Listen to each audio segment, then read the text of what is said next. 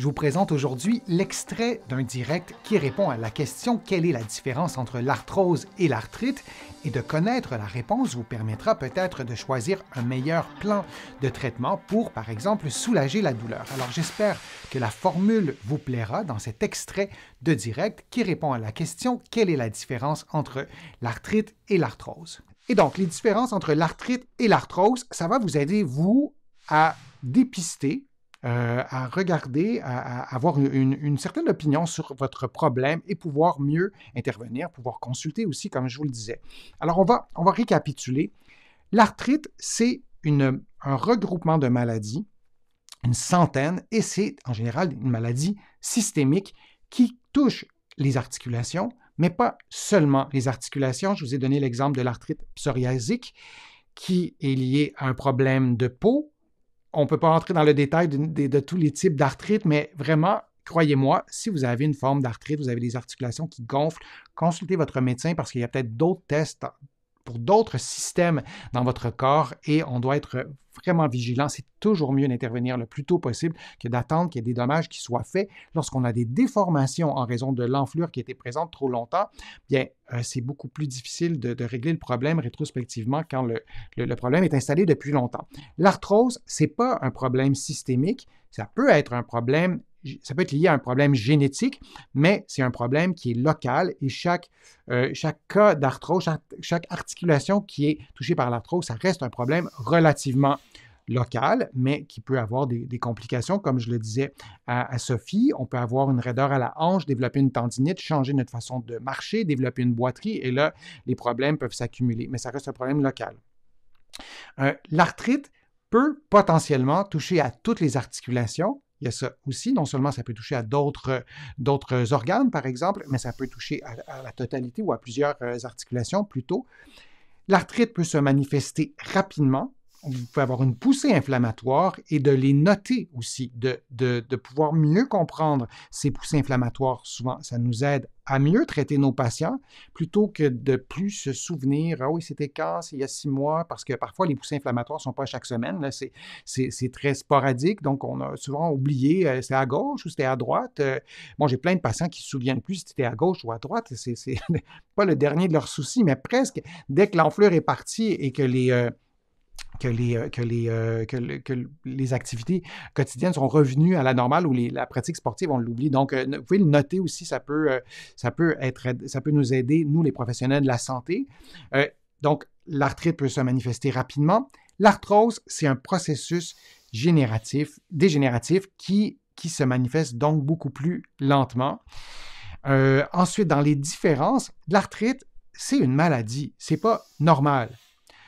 Donc, si on vous dit que c'est normal, à votre âge, d'avoir de l'arthrite, ben non, c'est pas normal. Pour personne, c'est pas normal. Donc, vous devez être évalué, vous devez être traité. De l'arthrose, c'est un processus dégénératif, d'abord, qui est normal.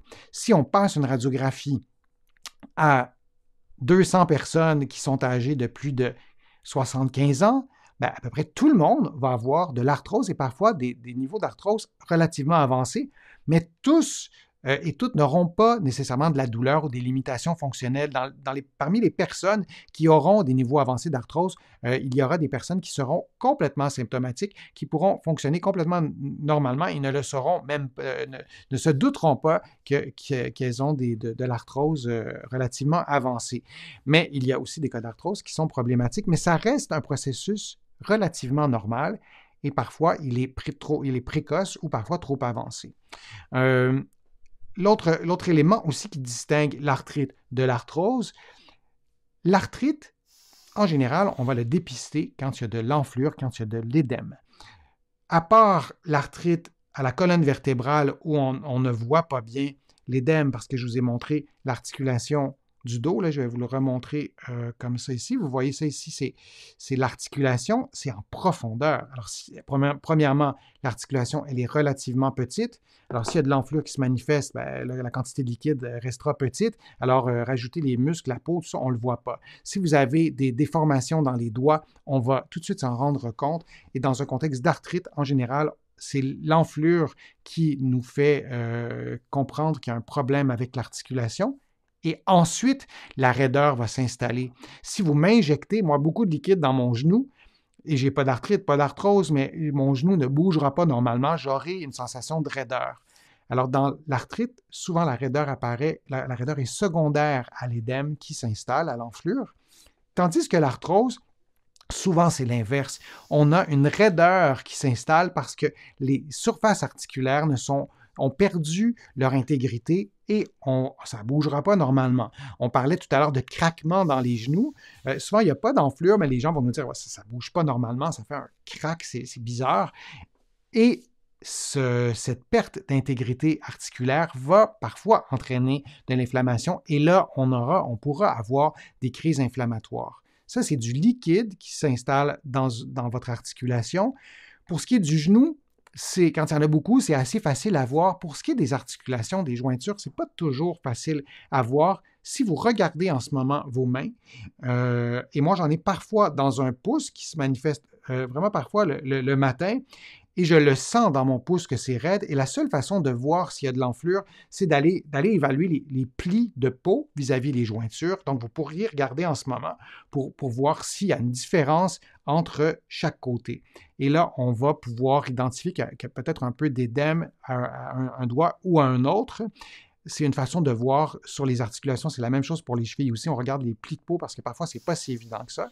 Pour ce qui est des doigts, c'est des articulations. Je vous ai fait des vidéos sur ça, sur les déformations aux doigts.